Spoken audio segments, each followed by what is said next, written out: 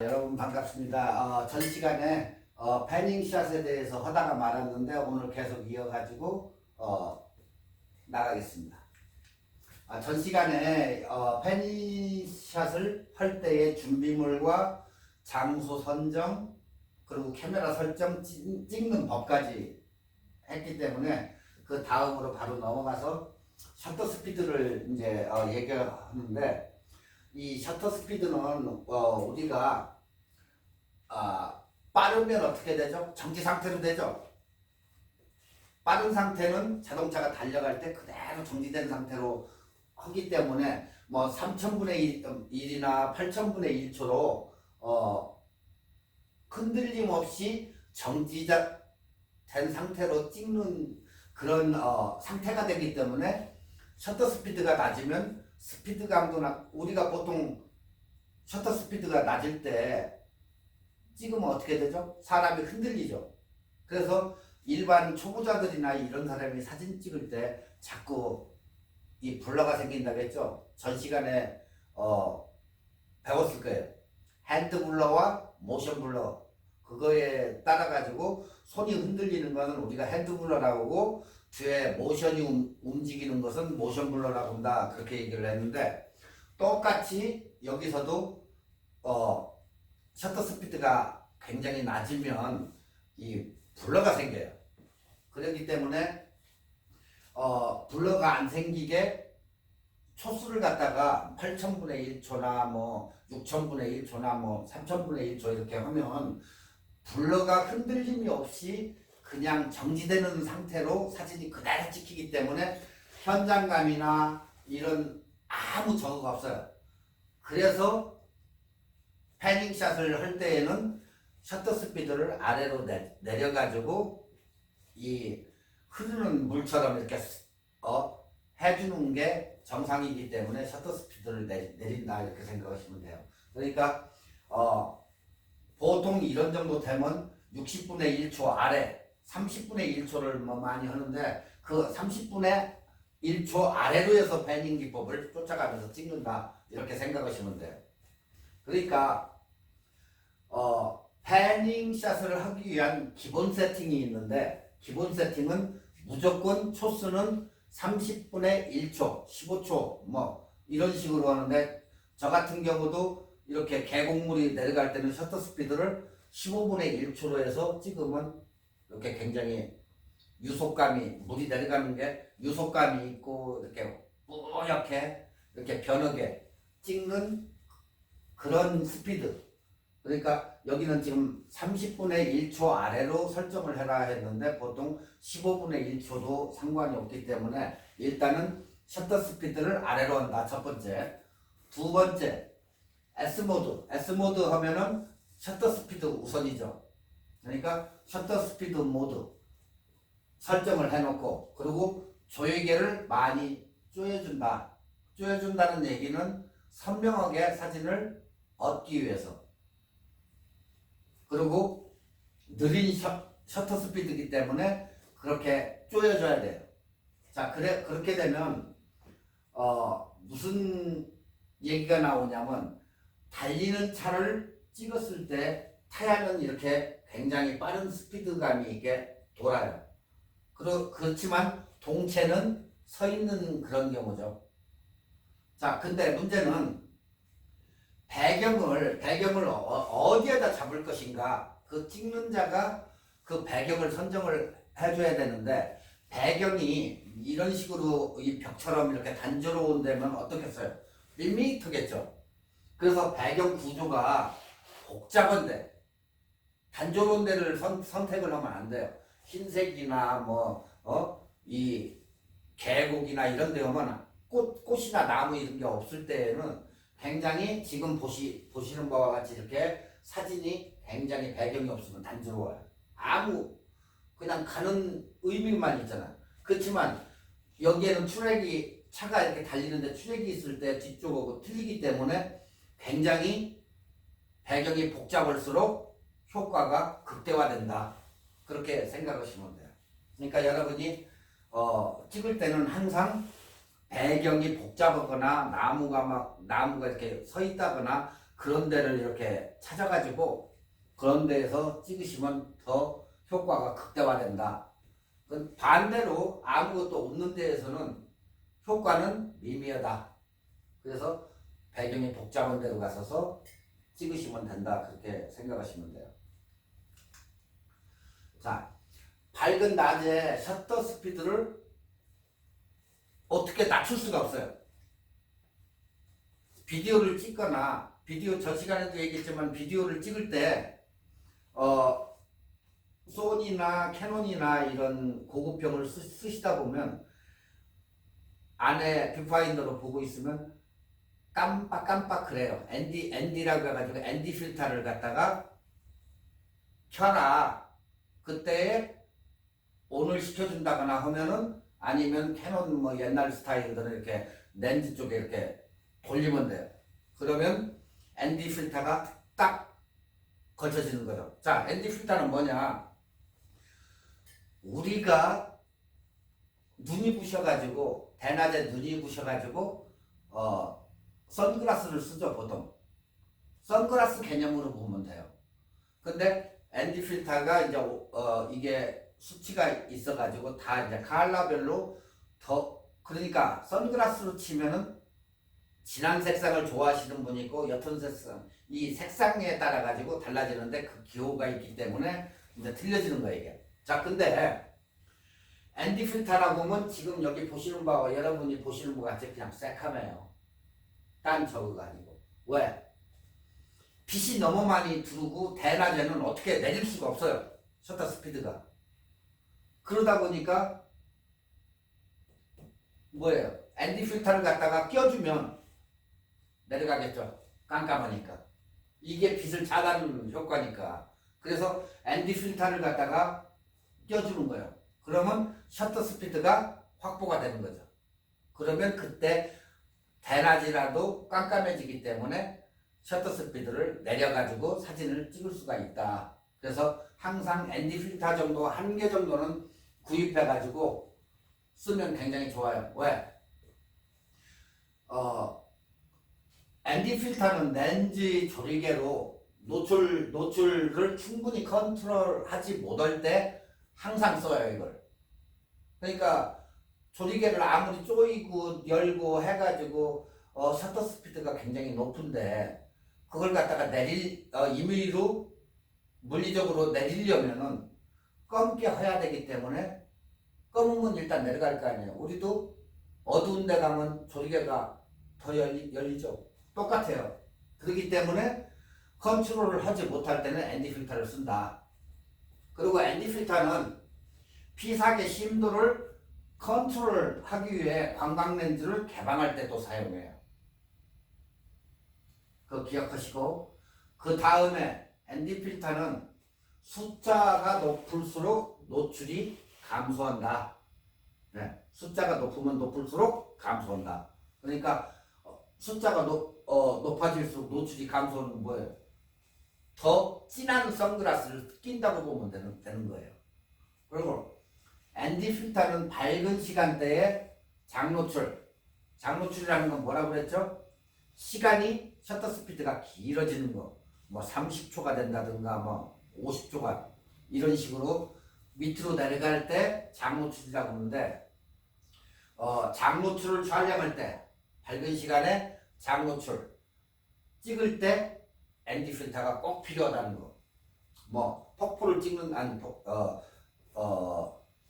대낮에 해변가를 가가지고 찍는다고 장노출을 줘가지고 찍을 때 ND 필터가 필요하다. 자, ND 필터는 예전에도 항상 얘기했지만은 15초를 주고 이 계곡물을 갖다가 표현을 할 때 일반적인 계곡물은 그냥 내려가지만 뽀샤시하게 우유빛처럼 변해가지고 유속이 빠른 그런 스타일로 만들 때 지금 이 사진에도 나와 있지만 이렇게 바닷물이 자 파도가 막 쳐요. 파도가 막 치는데 그 바닷물이 어느 정도 평평하게 찍으려면 이런 사진 만들 때 ND 필터를 쓰는 거야. 그리고 계곡물이 이렇게 역동적이게 내려오는데 그걸 갖다가 굉장히 빠른 유속이나 우유빛처럼 변하게 할 때도 ND 필터가 사용돼요. 이것은 항상 기억하셔야 돼요. 그렇다고 셔터 스피드를 굉장히 느리면 사람이라도 하나 누구 찍어주려고 하면 이것을 15초로 주면은 잘못하면 사람이 조금만 흔들려도 확 접어들기 때문에 차라리 ND 필터를 써가지고 찍는 게 굉장히 이렇게 멋있게 나와요. 아시겠죠? 그리고 뭐 대낮에 해변가에 가가지고 이렇게 파도 치고 웬만큼 이렇게 치고 할 때는 이런 식으로 옛날에 전 시간에도 얘기했듯이 파인아트 만드는 스타일로 이렇게 깨끗한 그 수면을 만들 때 이 ND 필터를 쓰면 지금 보시는 바와 같이 파도 치는 게 없잖아요. 깨끗하잖아요. 이런 식으로 해서 평평하게 만든다. 아시겠죠? 그리고 요즘에는 이제 ND 필터도 종류가 많아요, 이게. 그러니까 여러분 취향에 맞는 ND 필터를 구해가지고 쓰시는 게 좋아요. 뭐 아무거나 이렇게 골라가지고 쓰는 게 아니고 그래서 다 구입할 필요는 없어요, 이거. 그러니까 꼭 자기한테 맞는 필터를 하는데 가변형이라고 해가지고 뭐 중간 부분 되겠죠. 이쪽도 맞고 이쪽도 맞고 하는 그런 필터가 있으니까 그런 걸 참고해가지고 사서 쓰시면 되고 이 필터를 이베이나 뭐 아마존이나 그리고 뉴욕에 있는 뭐 B&H나 LA의 뭐 세미캐메라나 이런 데에 웹사이트에 가가지고 필터를 일단은 가격 비교해가지고 가변형을 사면 그래도 저렴하게 사가지고 뭐 너무 어둡지도 않고 너무 밝지도 않은 그런 가변형을 사가지고 쓰시는 게 여러분한테는 좋아요. 그러니까 ND 필터가 하는 그것을 갖다가 아시면 돼요. 자, 렌즈의 조리개를 충분히 컨트롤하지 못할 때 ND 필터를 쓴다. 두 번째는 피사계 심도를 컨트롤하기 위해서 관광 렌즈에서 개방할 때 쓴다. 그 다음에 세 번째는 숫자가 높을수록 노출이 감소한다는 거. 그 다음에 밝은 시간대, 해변이나 뭐 산이나 일단 산에 올라가면 어때요? 빛이 무지 밝아요. 해변에 나가도 무지 밝고. 그렇기 때문에 그때의 장노출, 대낮에 장노출을 할 때 ND 필터를 쓴다는 거. 그리고 폭포나 바다 이런 데 찍을 때 평평한 그런 적으로 만들 때 ND 필터를 쓴다는 거. 그러니까 여러분이 이걸 지금까지 사용을 안 해봤다 보면 가변형 필터를 하나 구입을 해가지고 한번 직접 찍어보세요. 뭐 분수 나오는 것을 뭐 찍는다든가 동네 분수 같은 거 있잖아요. 뭐 아니면 호스로 잡고 있으라고 해놓고 그걸 찍는다든가 하면 확실히 달라진다는 것을 여러분 자체가 느껴요. 왜 그러냐면 호스 가지고 물을 뿌리면 점점 이렇게 되겠죠. 근데 ND 필터를 끼는 순간에 그게 우유빛으로 변해가지고 쫙 나오니까 그게 확실히 달라진다고. 그러니까 직접 찍어봐야 그걸 알지. 말만 들어가지고 저런 거 있구나 이렇게 되니까 여러분이 여러분에 맞는 가변형 필터 같은 것을 하나 사가지고 한 개 정도는 가지고 있어야 좋아요. 왜 그러냐면 뭐 친구가 너 카메라 있으니까 뭐 우리 패밀리 장례식 때 좀 장례식장 같은 데 가면 거기가 벌판 아니에요, 벌판. 그러다 보면 빛이 세요, 거기도. 그렇기 때문에 ND 필터 같은 것을 껴주면 좋아요, 거기. 그러니까 항상 ND 필터가 밝은 낮에는 셔터 스피드를 확보하기 위해서는 ND 필터를 낀다. 그렇게 생각하시면 돼요. 자, ND 필터가 보통 이제 웹사이트에 올라오는 이 가격들인데 이렇게 뭐 세트에 세트로 해가지고 뭐 15불 99전짜리도 있고 뭐 이제 브랜드죠. 우리가 얘기하는 뭐 핸드백처럼 뭐 구찌나 샤넬이나 명품백은 비싸잖아요.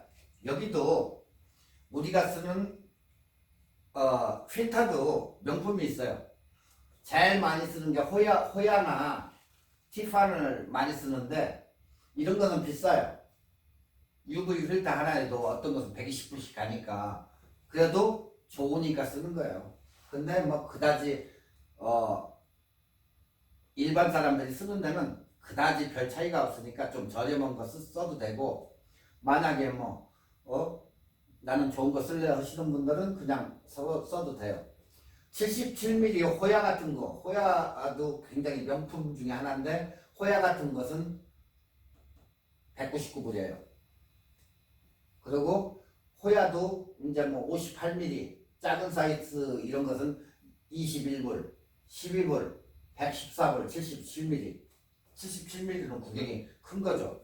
LNG 같은 거 이런 식으로 해서 비싸니까 거기에서 하고, 이제 내추럴 이 덴시티 이 저거 차트를 보면 이렇게 덜 밝을 때 조금씩 밝아지는데 렌즈의 옆에 보면은 필터에 그 수치가 있어요.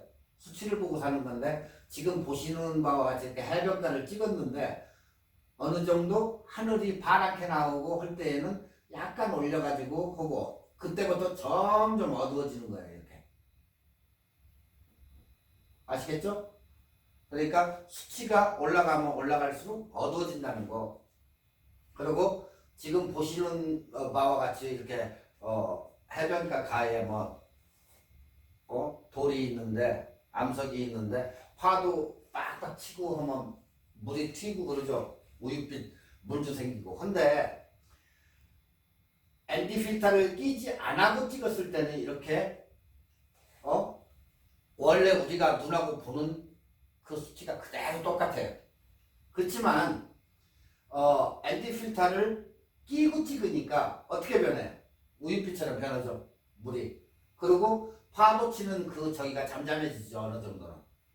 그래서 호수나 이런 게 굉장히 깨끗하게 만들 때 ND 필터를 쓴다는 거. 지금 이 사진 같은 경우도 ND 필터를 껴가지고 찍으니까 어때요? 파인아트나 이런 데처럼 그 손으로 꼭 만든 것 같이 이런 식으로 나오는 거예요. 네. 지금 여기도 보시면 구름이 어떻게 돼 있어요? 구름이 뭉게뭉게해서 뭉게구름인데 ND 필터를 끼니까 완전히 수채화 구름처럼 변해버리잖아요. 이런 식으로 변한다는 거예요. 그러니까 ND 필터의 굉장히 중요한 그런 점이에요, 이게. 그러니까 티판 같은 77mm 워터 와이트 글라스 풀 스펙트럼이라 해가지고 IRND 1.2 필터예요. 1.2. 그게 89불이에요. 그러니까 스텝으로는 4스텝인데 그게 필터를 꼈을 때는 이런 식으로 이렇게 변해요. 그리고 안 꼈을 때는 이런 식으로 나오고. 그러니까 이게 한 89불 정도, 현재 가격이 89불이에요. 그러니까 이것을 사가지고 한번 써봐도 굉장히 좋을 것 같아요. 무난한 저거니까.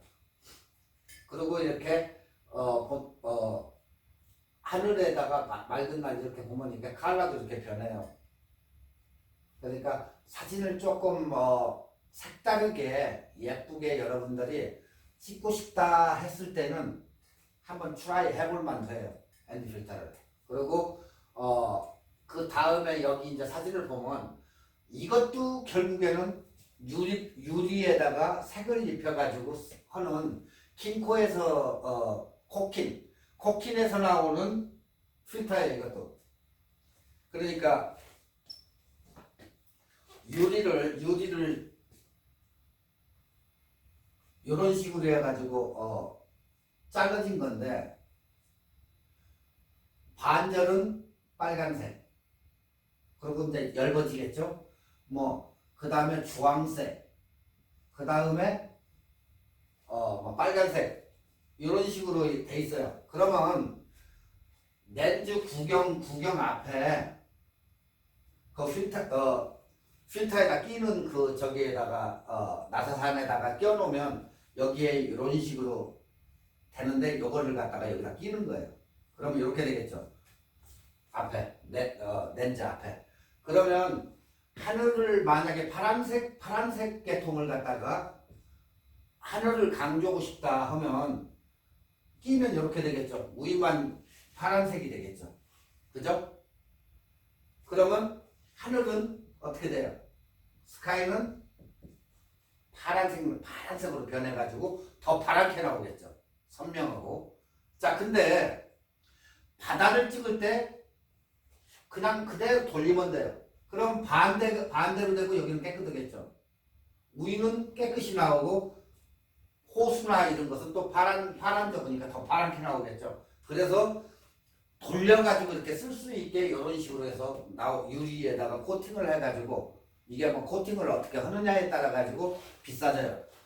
그래가지고 코팅을 해가지고 나오는 코킨이라고 있어요. 코킨을 살 건데 이마직석 돼요. 그거 사면. 그래가지고 거기다가 이렇게 껴가지고 렌즈를 돌려가지고 위아래로 해가지고 이렇게 쓸 수 있게 옆쪽을 뭐 하고 싶다면 옆쪽에다 놓으면 되겠죠. 이런 식으로 해가지고 쓰는 필터도 있다는 거. 그리고 이제 소니 같은 경우는 RX 100M5 그게 ND 필터가 기본이에요. 기본. 그러니까 소니는 보통 RX 100MS5를 사가지고 끼면 돼요. 지금 문제 우리 지금 제가 거의 하는 것은 제일 무난하고 프로페셔널들이 많이 쓰는 캐논 카메라에 대해서 거의 거기다 맞춰가지고 얘기하는 거기 때문에 항상 제가 얘기했죠. 카메라 3개를 갖다 놓고 이렇게 보면 나이콘은 사진이 찍히면 굉장히 센서티브하게 이렇게 찍히고 그 다음에 중간 레벨로 해서 소니 파란색도 아니고 붉은 컬러도 아니고 중간이 소니고 화감이 좋게 나오는 이 사람 인물이나 이런 화감을 좋게 만드는 건 캐논이다. 그래서 웬만한 작가들이 캐논 카메라를 많이 쓰는 이유가 바로 거기에 화감이 좋기 때문에 그렇게 쓰고 하나의 단점은 캐논 카메라는 바디가 그렇게 강하지가 않다. 뭐 충격을 준다든가 하면 뭐 렌즈가 뭐 어느 카메라고 그렇지만 렌즈는 안에 이 플라스틱으로 되어 있기 때문에 핀이 나가요. 그리고 바디도 뭐 그다지 저거 튼튼하지도 못하는데 나이콘 카메라 같은 경우는 도둑놈이 뭐라고 하면 중 잡고 그냥 카메라로 쳐도 안 깨진다는 거. 그 정도로 튼튼하게 만들어요. 나이콘은. 그래서 그 제조사 회사마다 장단점이 있어요. 이 카메라가. 그렇기 때문에 여러분이 그걸 잘 아시고 뭐 구입해도 되고 뭐 그렇다고 해서 뭐 나이콘이 나쁘냐 그건 아니에요. 그렇다고 해서 캐논이 나쁘냐 그것도 아니고 다 카메라마다 장단점이 있기 때문에 그걸 여러분이 나에게 맞는 내가 추구하고자 하는 그 사진에 맞는 것을 이렇게 사보면 돼요. 그러니까 만약에 사진을 찍어가지고 인화를 한다고 해도 인화지에 따라 가지고 다 달라요. 또 인화해주는 데에 따라 다르고. 그러니까 그것을 잘 적어야지 싼 데만 고집해가지고 코스코에 가서 하면 사진이 흐옇게 나와요. 흐옇게. 색감이 없다고 봐야지.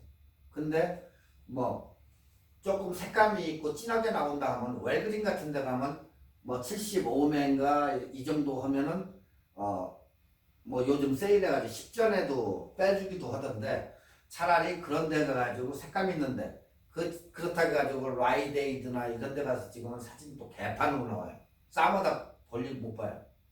왜 사진이 이러냐. 그러니까 여러분이 사진을 한 장 찍어가지고 여기서 한 장 뽑아보고 저희 가서 똑같은 사진을 가지고 가가지고 곳곳에 스토어에 가가지고 그것을 픽업을 해봐요. 그래놓고 비교를 해보면 어디가 제일 낫구나 하는 걸 느껴요. 자, 사진을 4중 사이즈, 보통 4중 사이즈죠. 일반 저희가 4중 사이즈인데, 자, 4중 사이즈가 이만한데 사람을 이렇게 넣어가지고 찍었어. 근데 어느 데 가면 사람 머리가 요마지밖에 잘라먹었어. 근데 내 원본을 보면 안 잘라먹었단 말이에요. 근데 잘라먹었어. 그룹바디가 아닌 다음에는, 그리고 이건 풀프레임이기 때문에 사죽 사이즈는 찍은 그대로가 나오기 때문에 잘라먹을 이유가 없어요. 1대1 바디나 그룹바디나 똑같은데, 근데 원본은 머리가 분명히 나왔는데 위를 잘라먹었다. 그러면 그 인화하는 그 기계가 잘못되어 있는 거예요. 세팅을 잘못되어 있거나. 그러면 여기저기 가서 똑같은 사진을 갖다가 5군데 웰그린, 라이데이드, 코스코 뭐 해가지고 전문 사진집 해가지고 뽑았는데, 새 집이나 내 집은 아무 이상 없는데 그 집에서 이렇게 잘려 나왔다 하면은 어떻게 돼요? 그 집 가야 되겠어요? 사진을 잘려 먹는데 가서 컴플레인하면 기가 그래도 그렇다고 말 못해요. 그럼. 그렇기 때문에 사진을 자주 뽑는 사람들은 가가지고 여기저기서 먼저 체크업을 하는 게 좋아요. 왜 그러냐? 인화지에 따라서 인화지 특성에 따라 가지고 컬러도 약간 변화가 있어요. 예전에 후지 거 아니면 코다 거 이거 다 틀려요. 그렇기 때문에 여러분이 여기저기서 뽑아가지고 이 사진을 어디가 좋은지 그것을 보시고, 그리고 그 집을 가서 찍으면, 아니 인화를 하면 실패는 안 해요. 그러니까 그런 경우도 있다는 것을 말씀드리는 거예요. 자, 보통 사람들이 매뉴얼 모드, M 모드죠? 매뉴얼 모드. 매뉴얼로 M 모드에다 놓고 다 맞춰가지고 찍으면 어렵다고 생각하죠. 그렇게 어렵지가 않아요. 근데 모든 사람이 그렇게 생각을 해요. 그러니까 M 모드가 어렵다고 생각하면 패닝샷 같은 거 할 때 어디로 가죠? 셔터 스피드 모드로 촬영을 하라는 얘기예요. 뭐 나는 괜찮아, 이걸로 한번 해볼래 하는 사람들은 M 모드가 그다지 어렵지 않아요. 또 그렇기 때문에 자꾸 사람들이 매뉴얼 모드는 어려워 하는데, 약간의 기본기만 가진 사람들은 M 모드가 편해요. 또 그렇기 때문에 M 모드로 촬영을 해보시면 초보자들도 좋고 뭐 한데 나 이거 어려워서 못해 하시는 분은 셔터 우선 모드로 해가지고 S에다가 놓고 찍으시면 돼요. 자, 사실적으로 패딩샷은 사실적으로 어려워요. 사진 자체가. 왜? 차가 지나가는데 보통 일반적으로 뭐 한적 큰 곳 같은 경우는 80마일 아니면 70마일, 50마일 속도로 해서 막 쌩 하고 지나가는데, 그걸 찍는다는 게 사실 쉬운 건 아니에요. 이 패딩샷이 그런 사진을 많이 이렇게 움직이는 사진을 찍다 보니까 어렵다는 얘기예요. 그러면 자꾸 이것을 찍어봐 가지고 반복을 해 가지고 이 사진을 이러니까 이렇게 되고 이렇구나 하는 것을 자기가 느껴 가지고 해야 되는데, 연습은 한 번도 않고 이거 어려워 자꾸 이러면 안 돼요. 자꾸 찍어보고 지나가는 차도 찍어보고 해야지 반복적인 학습으로 자기 개발 이 능력을 향상시켜야 돼요. 그러니까 결론은 자꾸 찍어보라는 얘기예요. 이게 안 찍어보면 안 되니까. 그래서 처음 하시는 분들은 일단은 오차를 잡아내야 돼요. 내가 이렇게 찍었구나. 조금 더 스피드를 좀 빼야 되겠다. 넣어야 되겠다. 뭐 해가지고 자기가 찍고자 하는 어느 한 지점에서 반 셔터를 딱 잡고 있다가 찰칵 하고 찍던가 이런 식으로 해가지고 오차 범위를 자꾸 찍으면서 이걸 줄여나가면 어느 날 갑자기 그게 돼요. 근데 하나도 안 하고 그냥 눌러 제끼려고만 하면 안 된다는 거예요. 그러니까 저기서 오면은 반샷터를 살짝 눌러가지고 초점을 맞춘 뒤에 같이 움직이면서 딱 찍으라는 거죠. 그렇게 찍으면 성공이 돼요. 근데 연습도 안 하고 그냥 무조건 해가지고 딱 찍었는데 차는 없고 그냥 사진만 찍어놓고. 그럴 것 같으면 그냥 서가지고 경치 찍지. 그러니까 여러분이 실패했다고 성공 생각하지 말고 인내심을 갖고 해보시라는 거예요. 이게 그러다 보면 몇 번 하다 보면 나도 모르게 이게 이렇게 되는구나 하고 느껴가지고 여러분도 잘 찍을 수가 있어요. 자, 이에 반해서 피사체가 굉장히 더 느리다면 패닝 또한 굉장히 어려워요. 피사체가 굉장히 늦게 가. 그게 패닝이 되겠어요? 그것도 어렵지. 그러니까 그것도 참고하셔야 돼요. 그러니까 패닝도 좌우로 오는 것도 있고 또한 상하로 오는 것도 있겠죠. 당연하죠? 그네 타가지고 움직일 때는 옆에서 볼 때는 그렇지만 앞으로 나올 때는 위아래로 움직이잖아요. 그렇기 때문에 똑같아요. 그리고 꼭 여러분이 그 자동차만 패닝샷 하는 게 아니에요. 이게 굉장히 여러분의 상상력으로 해가지고 찍어봐야 돼요. 만에 하나 회전의자에 딱 앉아가지고 뒤에 유리창 너머로 해서 멋있는 해변가라든가 아니면 아파트 단지라든가 이런 좋은 이렇게 꽃이 있다든가 해가지고 내가 회전의자로 해서 사진을 딱 준비하고 확 고르면서 돌 때 자기 얼굴을 넣고 찍으면 뒷배경은 어떻게 되겠어요? 패닝샷이 되겠죠. 핸드폰 가지고 이렇게 해가지고 한번 집에서 해보세요. 뒤는 현실감 있게 굉장히 생동감 있게 움직이지만 나는 의자에서 그냥 도는 거죠. 그게 그 하나의 패닝샷이에요. 그게. 자, 근데 이런 것은 지금 위아래로 흔드는 거예요. 근데 나는 잘 나오고 뒤는 흔들려가지고 이렇게 나오는 이런 식으로도 만들 수 있고, 지금 원으로 하면서 찍었는데 발 쪽은 깨끗이 잘 나오고 나머지 낙엽이나 이런 것들은 굉장히 스피드감이시 이런 식으로 변한다는 얘기예요. 그러니까 이게 패닝이라고도 하고 줌밍이라고도 하고, 줌밍 잡아당긴다는 거죠. 느렸다 이거 줌밍. 지금 이게 줌밍이에요. 사람은 감이 있는데 이게 움직였죠. 이 줌밍이라고 하는데 그러니까 우리가 자동차 핸들을 갖다가 앞으로 당기면서 위로 올린다든가 내리는 거 틸팅이라고 하죠. 자, 위아래로 흔드는 사진 카메라는 틸팅이라고 그래요. 틸팅. 그 이름이. 그 다음에 앞뒤로 잡고 다니는 것은 어떻게 해요? 줌밍이라고 그래요. 줌밍.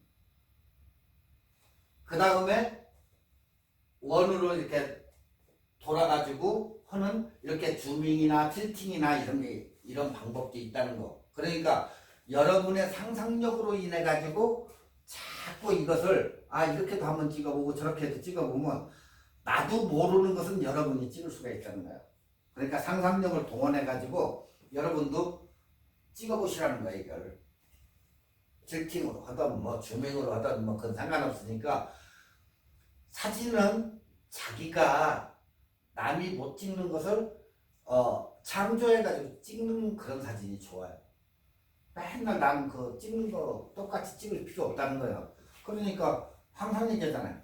꼭 어떤 놈은 처마만 찍으러 다니고 어떤 놈은 이상한 돌만 찍으러 다니고, 누구는 그 넓은 데 가지고 그 크로바 사진 찍느라고 맨날 엎드려가지고 쥐잡는 것도 아니고 그런 사람을 봐요. 이렇게 다니면.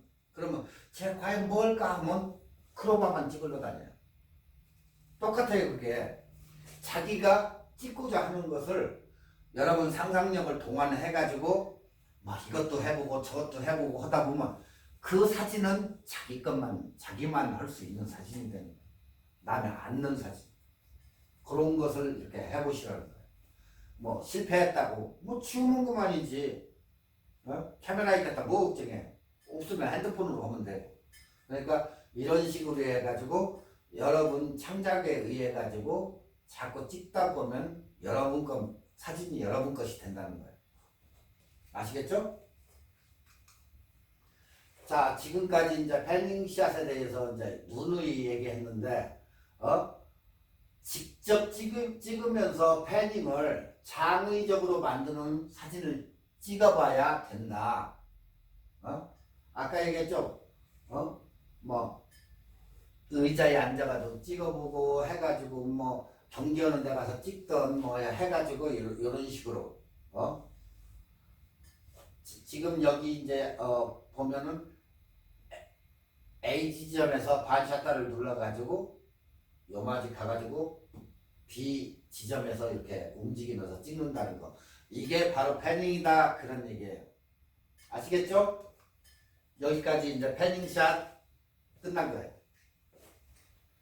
나중에 또 괜히 패닝샷이 뭐예요? 물어보면 곤란합니다.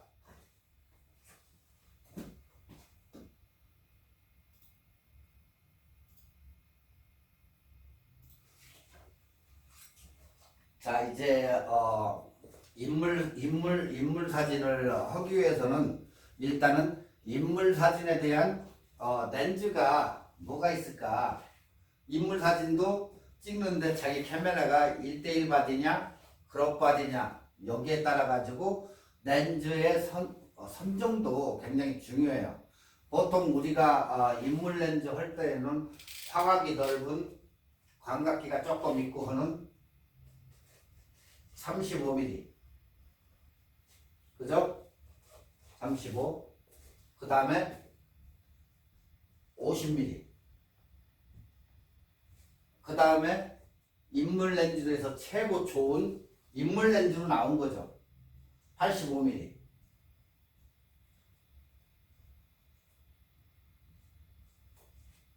이게 대표적인 렌즈인데 35, 50, 85가 인물 렌즈로서는 최고의 좋은 렌즈들이에요. 그러니까 자기 카메라가 풀바디냐, 그러니까 풀바디 하면은 6D, 그 다음에 5D, 그 다음에 X 시리즈 해가지고 이제 위로 올라가가지고 하는데 아래쪽으로는 7D 이런 것은 다 뭐예요? 그룹바디죠. 그룹바디는 여러분 뭐 지금까지 배우셨겠지만 1.6 정도 사진에 1.6 정도 잘라 먹는다는 거. 1.6. 그러니까 내가 그룹바디를 사용을 한다고 했을 때에는 내가 실물을 보는 것보다 1.6을 잘라 먹는다는 거. 그룹바디는. 그 대신 1:1 바디, 풀바디는 내가 찍고자 하는 그것이 그대로 이렇게 나온다는 거. 그 차이가 틀려요. 그러니까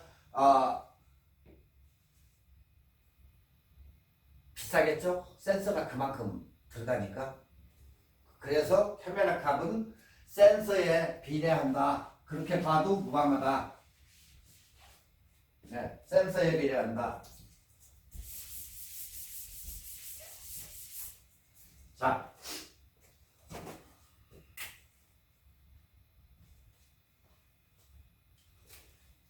지금 여기 그림에 보시는 게 이제 캐논에서 나온 단렌즈라고 해요. 이거 봐요. 단렌즈, 줌렌즈, 단렌즈, 광각렌즈. 렌즈는 분류가 그렇게 돼요. 광각렌즈는 볼록 렌즈가 튀어나와 가지고 화각이 이렇게 넓어진다는 얘기예요. 그 대신 사물이 왜곡이 된다는 얘기고, 단렌즈들은 평평하면서도 어느 정도 우리 눈에 실물적이게 찍힐 수 있는 거. 그리고 멀리 있는 걸 잡아내는 큰 줌렌즈. 그 대신 화각이 어때요? 딱 정해져 있죠, 그건. 네. 그래서 넓게 찍히고 와이드가 되고, 그 다음에 일반적으로 뭐 똑같고, 그 다음에 찍으면 줌렌즈 같은 경우는 어떻게 돼요? 확대가 되죠. 확대가 된다, 이건. 그러니까 멀리 있는 사람을 크게 확대를 시키려면 줌렌즈를 쓰는 게 좋고, 이것도 저것도 아닐 때에는 여기에서 뭘 사용하죠? 뭐 24에 70mm 언더렌즈를 사용하는 거야 이제. 이 세 개를 하면 24에 70mm면 거의 다 들어가잖아요. 하나 가지고 한 렌즈 가지고 저거 꼭 여기에서 얘기하는 사람이 있어요. 24에 70mm를 샀어. 어느 분이 24에 70mm를 샀는데 그러면 24에 70mm인데 50mm를 24에 70mm를 갖다가 50mm를 놓고 찍었어요. 자, 근데 이 가운데 있는 50mm짜리를 찍었어. 또 50mm짜리를 사가지고 50mm를 찍었어. 그러면 이것 50mm 대와 이거 50mm 대와 사진이 같습니까? 어느 게 낫습니까? 그렇게 꼭 물어보시는 분들이 있어요.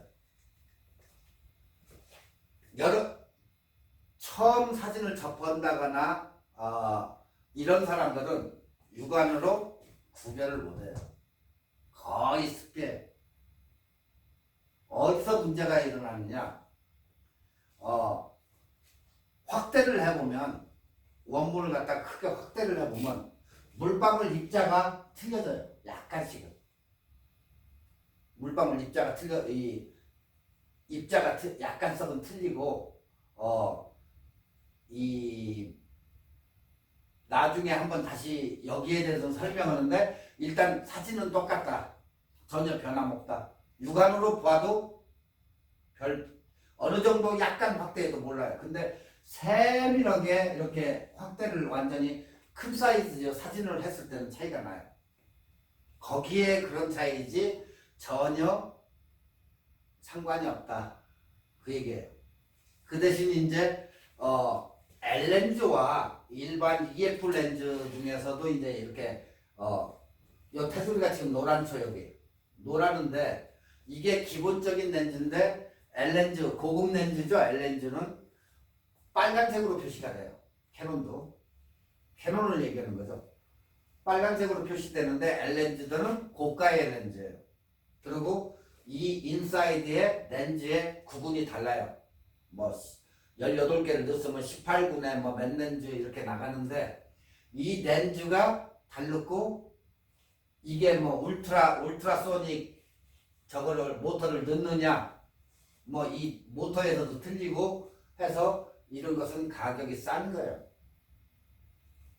아시겠죠? 이게 가격대가 그게 있어요.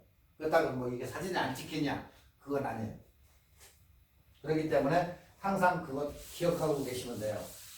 그리고 번들 렌즈나 단렌즈나 찍을 때는 똑같다. 거기서 거기다 우리 육안으로 볼 때에는. 그러니까 너무 거기에 신경 안 쓰셔도 돼요. 어떤 사람은 그런 얘기를 해요. 내 카메라에다가 이런 거 붙이고 다니면 쪽팔린다. 결혼식장 같은 데 가가지고 그 조그마한 걸로 이렇게 찍으려면 쪽팔리지. 당연히 좀 큼직하고 그 대신 자기가 사용하기가 무거워요. L렌즈들은 여성분들 같은 경우는 손이 잘못하면 덜덜 떨려요. 카메라도 무겁지만은 렌즈 그 무게가 있어가지고 왜? 비싸니까 그만큼 좋게 만들다 보니까 수치를 잡아놔야 되니까 이게 안에가 많이 들어가요. 수치를 잡기 위해서. 근데 이런 것은 간단하게 렌즈가 이렇게 많이가 안 들어가니까 굉장히 가벼워요. 그러니까 중량감이 장난이 아니다. 렌즈들은. 그래서 카메라 수치를 더 좋게 만들기 때문에 가격이 더 비싸다는 거죠. 그렇지만 찍는 데는 이런 것도 아무 쪽팔려 할 거 없어요. 이것도 잘 나오니까. 굳이 사람들이 괜히 좀 그래서 그러는데 전혀 그런 생각 가질 필요 없고 사진만 잘 찍으면 돼요. 그런 거 신경 쓰지 마세요. 자, 35mm 카메라. 이게 베스트셀러 인물 렌즈의 베스트셀러예요. 그러니까 그 다음에 50mm 렌즈. 보통 카메라 가면 기본적으로 따라오는 렌즈가 50mm예요. 요만한 사이즈. 그러고 나서 85mm. 여친 렌즈라고 하죠. 우리가 여자들한테 찍어주면 뿅 간다 해가지고 여친 렌즈라고 그래요. 85mm. 그 정도로 잘 나오고 아웃포커싱이 무지 잘 된다는 얘기예요. 자, 이 세 종류는 아웃포커싱이 무지 잘 돼요. 딴 렌즈하고 틀려가지고.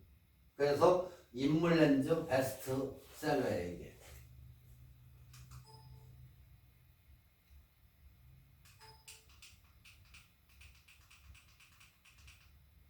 자, 지금 여기 보시는 여러분이 24mm, 35mm, 50mm, 85mm예요, 이게.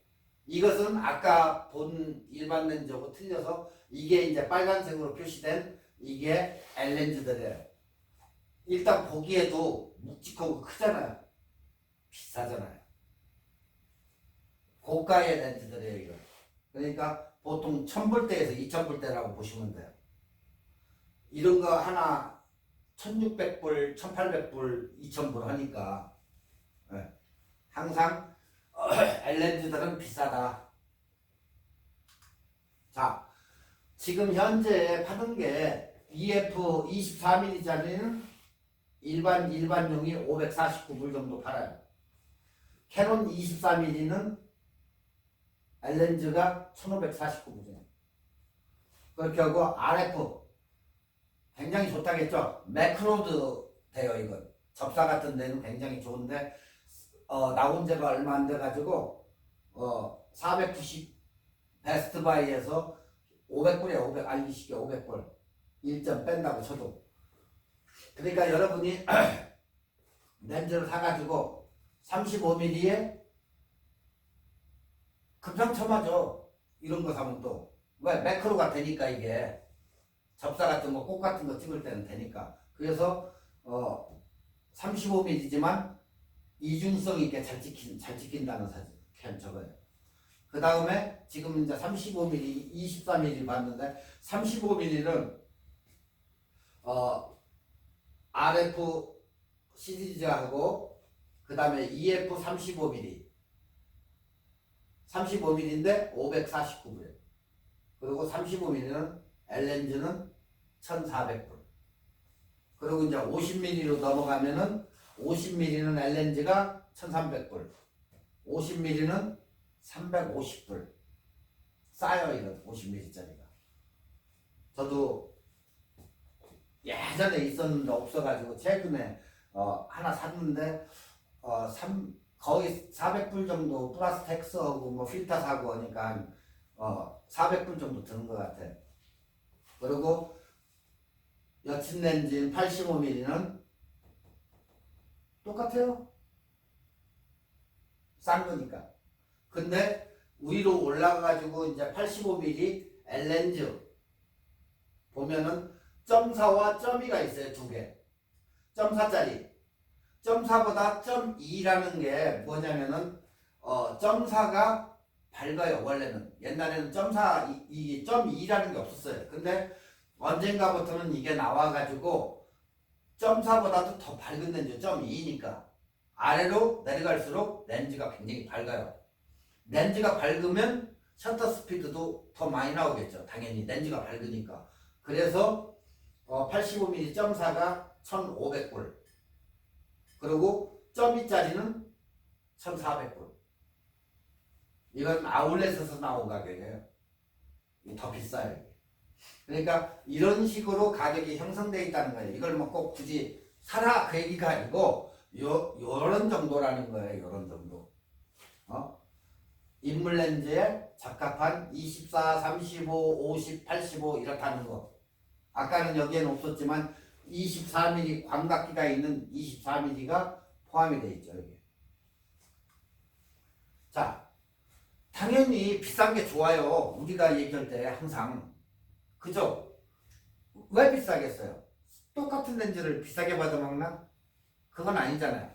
그렇지만 싼 렌즈도 가격 대비 성능이라는 거예요.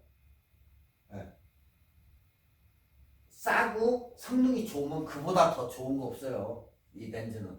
그렇기 때문에 렌즈의 특성을 잘 알아보고 사시면 더 좋다.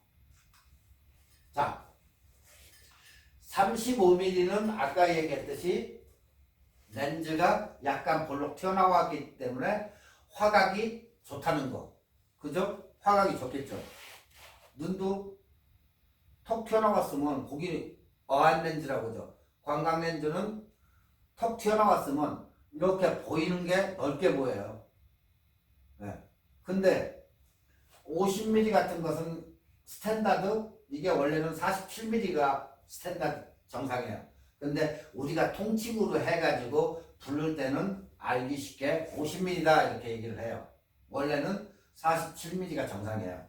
근데 보통 50mm로 통칭하는 거죠. 자, 우리가 왜 표준 렌즈라? 내 눈으로 보는 것과 얘가 보는 것도 거의 근사하다 해가지고 50mm를 갖다가 표준 렌즈로 잡는 거예요. 그러니까 내 육안으로 보는 거나 얘로 보는 거나 스피어하다. 50mm는 중간으로 해서 표준이다. 근데 얘는 단렌즈이면서도 망원기가 있어요. 85mm는 인물 렌즈이면서. 그래서 이렇게 지금 사진 찍은 걸 보면은 어때요? 넓게 잡으니까 많이 들어가죠. 많이 들어갔잖아요. 그 대신 화각이 좋으니까 많이 들어가는 거예요.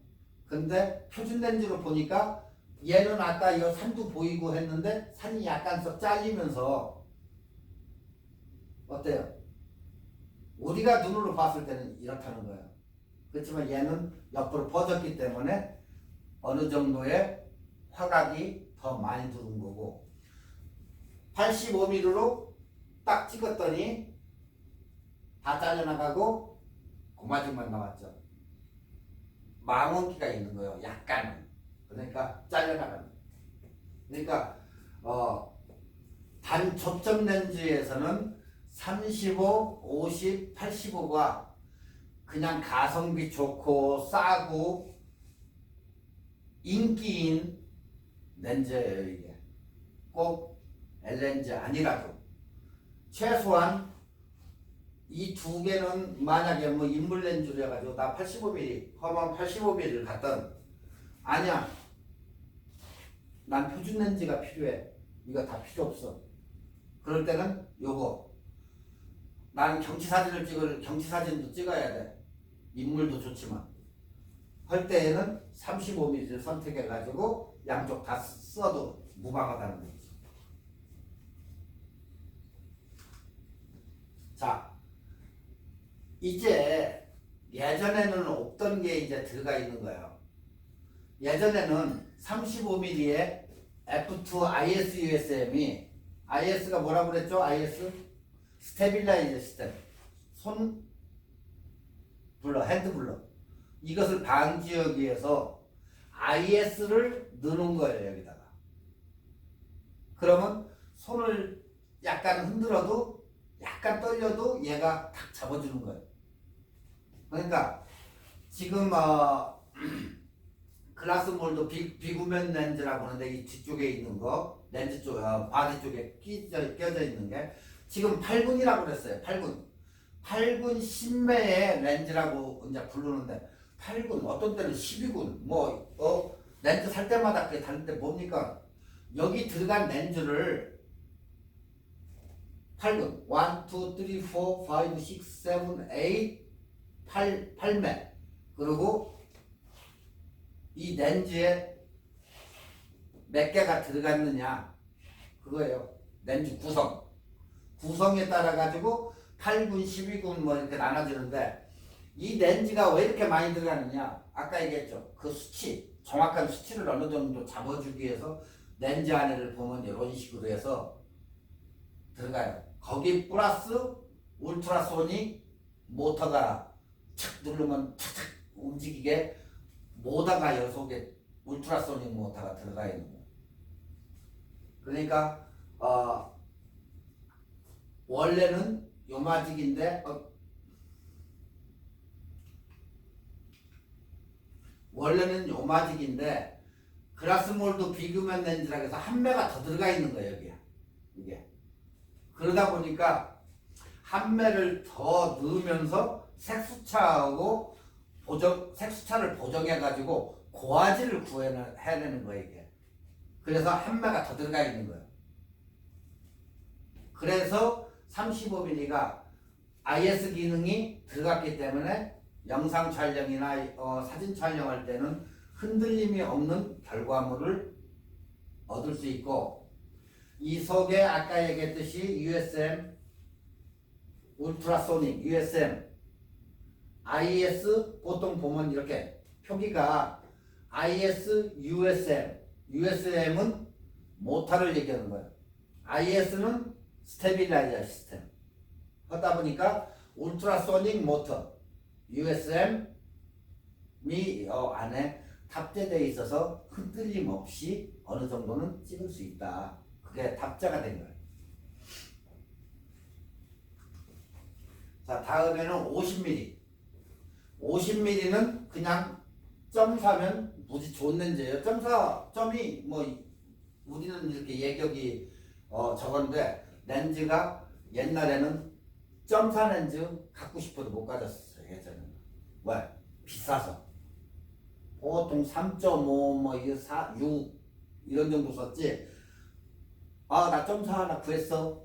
샀어. 와, 구경 좀 하자. 이랬었어요, 이게. 근데 요즘에 와가지고는 이게 시대가 변하니까 굉장히 싼 렌즈로 잘 나가는데 옛날에는 비싸서 웬만한 사람은 큰맘 먹고 사지 않으면 살 수가 없었단 말이지. 지금 대표적인 표준 단렌즈로 해서 50mm 점사 USM. 자, 스테빌라이저 시스템이 없죠, 이건. 네. 그냥 울트라소닉 모터만 들어가 있는 거. 자, 이 렌즈는 좋은 게 뭐냐?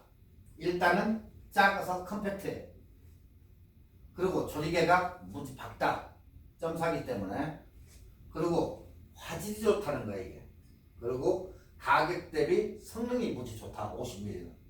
자, 지금 이렇게 보시는 사진들을 보면 깨끗해요, 이렇게. 그러니까 50mm 정도면은 뭐 아무 거고 다 맞아요, 이건. 어느 정도. 네. 그래서 표준 렌즈 50mm다, 이건. 네. 그 다음에 이제 항상 아까도 얘기했던 게 잘라 먹는 거에서 그룹되는 거에 대해서 이제 얘기를 했는데 왜 그룹이 되느냐? 센서의 차이가 있기 때문에 캐논 만약에 7D고 5D다 이게. 네? 아니면은 50mm 풀프레임과 80mm 크롭바디다. 무슨 얘기인지 알죠? 아까 1.6 잘라먹는다 그랬죠? 자, 풀프레임에다가 50mm를 끼면 그냥 50mm예요. 근데 크롭바디에다가 끼면 어떻게 돼요? 줄어들겠죠? 그러면 얘가 50mm밖에 안 되는 거예요. 80mm 이 정도가. 그러면 표준 화각으로 봤을 때는 50mm는 이 정도 돼. 근데 80mm는 망원키가 있어버려요. 이렇게 망원키가 나온다고. 그러니까 풀프레임과 그룹바디의 차이예요, 이게. 자, 내 카메라가 그룹바디야. 여기에다가 50mm를 꼈어. 그랬더니 이렇게 변해버려요. 80mm 이렇게 변해요. 망원키가 나타나는 거예요. 왜? 1.6을 잘라먹기 때문에 그런 거예요, 이게. 그래서 항상 그룹바디가 가지시는 분들은 1.6 정도가 잘라먹는다. 그걸 항상 머릿속에 염두를 두고 내가 뷰파인더로 보는 것보다 약간 더 넓게, 그래야 자기가 봤던 것만큼 그룹이 돼서 들어오기 때문에 그것을 더 감안을 해줘야 돼요. 1대1 만약에 5D나 뭐 X 시리즈나 이런 것을 사용하시는 여러분은 관계가 없어요. 아무 관계가 없는데 만에 하나 그룹바디를 가졌는데 L렌즈 쓰시는 분들, 그런 분들은 항상 1.6이 줄어들기 때문에 자 지금 경치 사진을 찍는데 이쪽 산 끝에다 맞췄고 이쪽 산 끝에다 맞췄는데 나중에 사진을 보면 중간에가 걸려있다고요. 그러기 때문에 그 다음 것까지 잡아가지고 넣어줘야 그 끝에가 나오는 거예요. 그러니까 크롭바디 가지신 분은 항상 그걸 염두에 두시라는 거예요. 자, 이 사진을 보시면 지금 이제 크롭바디하고 풀프레임으로 찍은 건데, 자, 이 전에 어떻게 된다 해서 50mm는 이렇게 넓게 나오죠. 80mm 때는 이렇고. 자, 사진을 찍어 보니까 딱 찍었어요. 넓게 나오죠. 이렇게 50mm 때. 80mm 크롭바디 줌으로 당겨줘 버리잖아요. 이렇게. 이 차이예요, 이게. 이것과 이것하고 한번 보세요. 어떤가? 확실히 다르죠. 그러니까 준망원으로 준망원 화각으로도 가능하다. 그 얘기예요. 80mm. 자, 약 80mm 크롭바디 플러스 f1.4기 때문에 밝죠, 조리개가. 그러면 어떻게 돼요? 인물 촬영에는 굉장히 밝게 나오겠죠, 이렇게. 네. 그래서 많이 쓰는 이유가 이렇게 밝으니까 점사를 많이 쓰는 거예요. 자, 그 다음에 85mm인데 f1.8의 USM은 울트라소닉 모터만 들어갔지 뭐 IS 기능이 없어요, 이거. 그러니까 있는 거 있고 없는 거 있으니까 그 렌즈를 사실 때 잘 보시고 사시면 돼요. 그래서 뭐 한국에서는 이제 뭐 별명을 갖다가 85mm를 뭐 애기만두다 이렇게 부르시는 분들 많아요. 은어로 한국은 많이 쓰기 때문에. 근데 뭐 애기만두, 뭐 여친낸두 이런 식으로 불러요. 처음에 옛날에 저도 저 무슨 소리지 했는데 뭐 만두처럼 생겼다 해서 만두라고 부르고 여자한테 찍어주면 100% 호감 받는다 해서 여친렌즈다. 인물에는 최고다. 뻑 간다 해가지고 이제 여친렌즈라고 부르는 거예요. 그러니까 결국에는 여자의 그 사진 보는 그 마음을 사로잡는다 해서 여친렌즈다 이렇게 생각하시면 돼요. 자, 망원 렌즈가 주는 특유의 압축감인데, 자, 근거리에 있는 근경하고 중간에 서 있는 인물하고 뒤쪽에 멀리 있는 원경하고 요걸 갖다가 이 렌즈들은 이렇게 압축을 시켜줘요. 뒤에 것을 약간 끌어오고 앞에 것을 밀어주고 이렇게 맞춰준다는 얘기예요. 이런 식으로 특유의 압축감을 준다는 거예요. 이게 85mm가. 그러면 어떻게 돼요?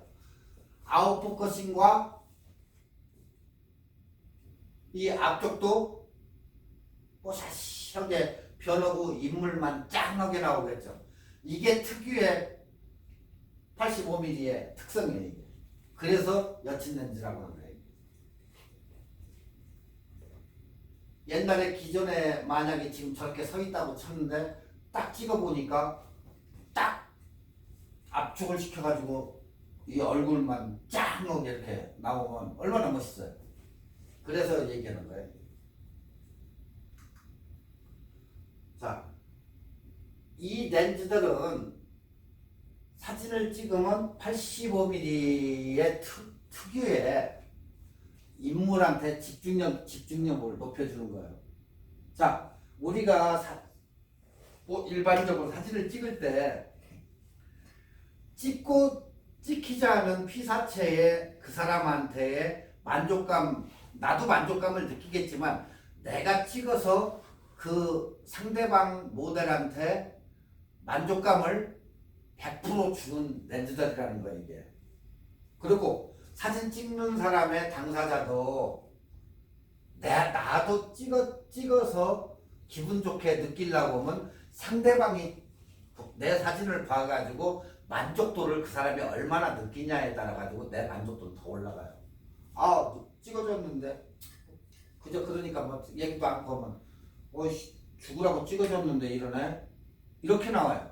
근데 진짜 사진 무지 잘 찍는다 했을 때는 그 사람 기분이 배가 극대화가 되는 거예요. 그러면 나중에 안 찍으려고 해도 자꾸 오라고 찍어달라고. 네. 이런 렌즈들은 인물에 대한 집중력을 굉장히 강조시킨다. 85mm, 50mm. 네? 그걸 생각을 하시면 돼요. 자, 기본 줌 렌즈가 우리가 그냥 일반적으로 쓰는 렌즈들이 좀 지겹다 할 때는 내가 색다른 사진을 찍고 싶다 이렇게 느낄 때가 있으면은 이런 렌즈 보통 딴 거만 쓰다가 이런 렌즈가 없을 때 보통 우리가 출사 나가면은 경치 같은 거 찍으려고 하면 보통 35mm 많이 써요. 35mm. 이제 이걸 한 번에 가지고 다니기가 귀찮고 아예 하나만 가져갈래 하면은 번들 렌즈를 가져가요. 보통 뭐 이 사이에 뭐 70 한국 사람들 좋아하는 135mm 뭐 해가지고 이렇게 가지고 가가지고 다 되니까 하나만 가져가면 다 되니까 그렇게 찍는 사람들이 있고 전문 렌즈를 사용하시는 분들은 다 구비해가지고 배낭에다 짊어지고도 가는데 무겁게 안 가지고 그냥 경치 하면 35 플러스 인물도 되니까 35 오케이 50mm도 인물 플러스 뭐 양쪽 다 되니까 오케이. 근데 얘는 또 망원도 되니까 자기가 초이스를 어디다 중점을 둬야 되는지 그거에 따라 가지고 렌즈가 달라진다 이 얘기예요. 귀찮다. 그럼 번들 렌즈 하나 가지고 가면 돼. 24에서 뭐 105mm, 네, 24에 70mm 이런 거 하나 가져가면 이거 다 쓸고 그거 하나면 다 만족하니까 그겁니다. 그러니까 자기가 이렇게 사진을 찍다가 맨날 똑같은 거 찍으니까 왜? 렌즈가 다방면으로 있으면 이놈저놈 뭐 해가지고 찍어볼 텐데 그게 귀찮걸라. 그러니까 번들 렌즈 사가지고 뭐 그냥 딱딱딱 찍는데 이런 카메라로 해가지고 자기가 찍고자 하는 음식이라든가 뭐 유튜브에 올리는 뭐 이런 사진이라든가 이런 것을 딱딱 찍어보면 뭐 샌프란시스코나 뭐 이런 데 가가지고 브리즈도 좀 찍어보고 할 때에는 이 사진이 이 렌즈 뿌리가 굉장히 기본적으로 좋다. 기본 렌즈들이에요 이게 인물 사진에는. 그래서 항상 뭐 비싼 것을 사지 않고도 이 기본적인 베스트셀러 3인방만 가지고 있어도 35, 50, 80 뭐 또 굳이 3개를 또 필요도 없어요. 뭐 이게 없으면 얘들이 대신해 줄 것이고 이게 약간성은 커버가 되니까. 근데 나는 꼭 있어야 돼 하시는 분들 또 찍다 보면 꼭 필요해요. 또 그러다 보면 하나씩 사게 되는데 뭐 여유가 있으신 분들은 다 구비하면 좋지. 근데 여유가 없고 하다 그러면은 여기에서 뭐 50mm를 뺄 수도 있고 하니까 뭐 인물 사진을 주로 찍으면 그냥 85mm 안 그러고 경치 사진 쪽으로 많이 간다 35mm 가지고 가면 되고 하니까 자기가 어디에다 많이 치중해서 찍는지에 의해 가지고 렌즈를 구입하면 됩니다.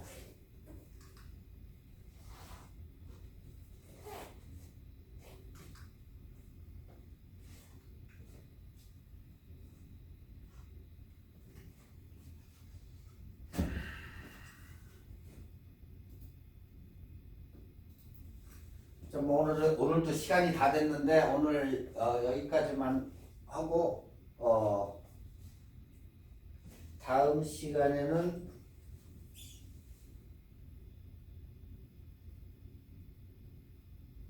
접사의 도구 접사 쪽이나 임무를 딴 것을 조금 더 하던가 할 테니까 그렇게 아시고 오늘은 여기까지만 하겠습니다. 수고하셨습니다.